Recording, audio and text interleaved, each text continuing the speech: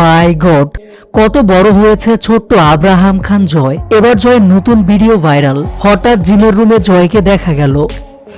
Happy birthday to you, happy birthday to you, happy birthday to you.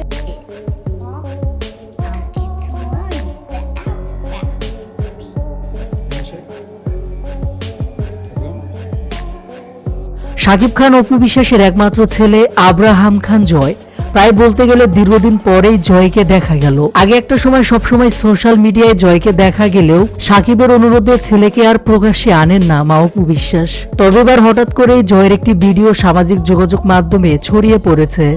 Viral ভিডিওতে দেখা যাচ্ছে খুশি মনে আব্রাহাম খান জয় মা অপু বিশ্বাসের জিমের রুমে খুনসুটি করছে।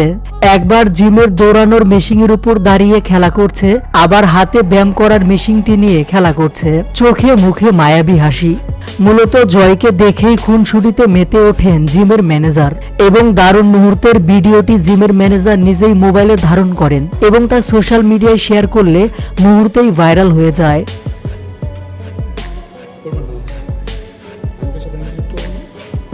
অনেকদিন পরে জয়ের ভিডিও দেখা গেল।